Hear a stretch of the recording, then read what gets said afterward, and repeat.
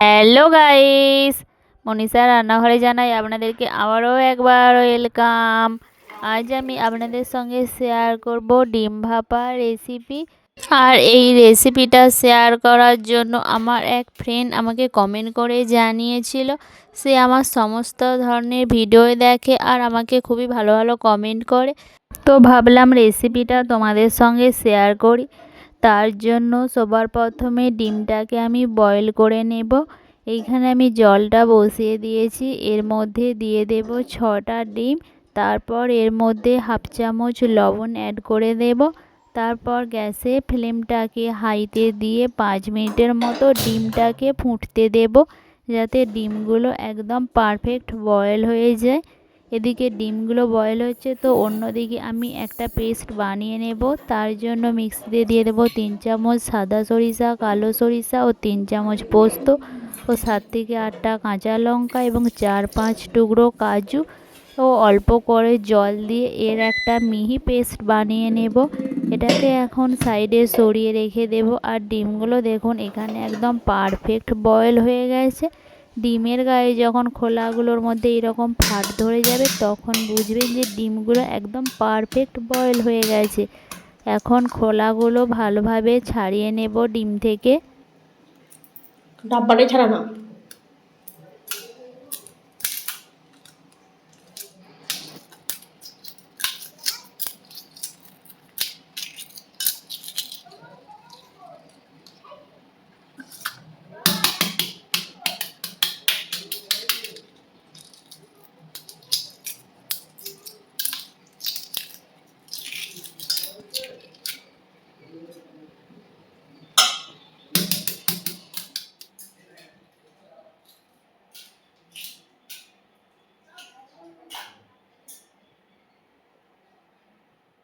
এরপর একটা নিয়েছি চাকুর মাধ্যমে ডিমগুলোর মধ্যে অল্প করে কাট লাগিয়ে নেব, যাতে সমস্ত মশলার ফ্লেভার ডিমের ভেতরে ভালোভাবে ঢুকেই যায়।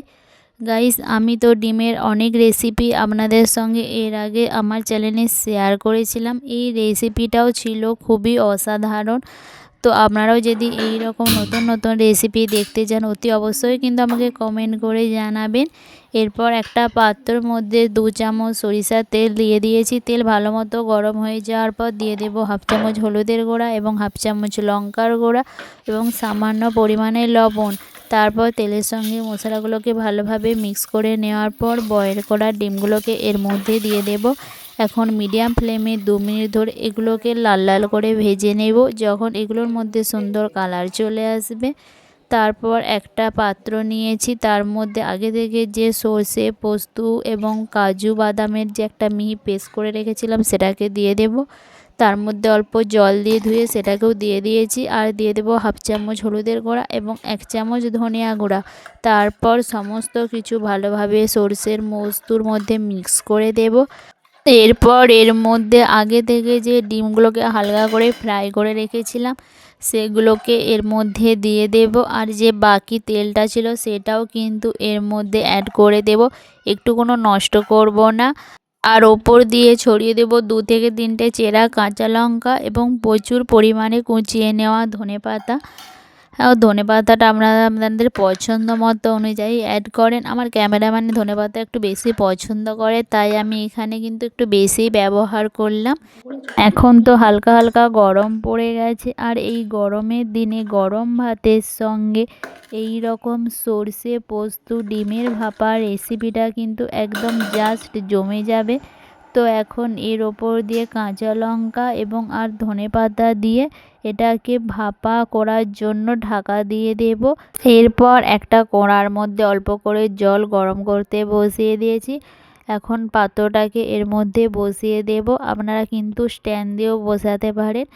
আমি প্রথমে স্ট্যান্ড দিয়েই বসিয়েছিলাম, কিন্তু স্ট্যান্ড দেওয়ার ফলে কড়ার ওপরের ঢাকনাটা ভালোভাবে বন্ধ হচ্ছিল না আর স্টিমটা বাইরে বেরিয়ে যাচ্ছিল। তো এটাকে 5 মিনিট ধরে ভালোভাবে ভাপিয়ে নেওয়ার পর এর পাত্রটা আমি খুলে নেব। আর দেখুন এটা কতটা দেখতে সুন্দর লাগছে। তো চলো গাইস, রেসিপিটা আজ এইখানে শেষ করা যাক। আর রেসিপিটা ভালো লাগলে একটা লাইক কমেন্ট করতে ভুলবেন না। দেখা হবে নেক্সট রেসিপি নিয়ে। ততক্ষণে সবাই সুস্থ থাকবেন, ভালো থাকবেন, টাটা, বাই বাই।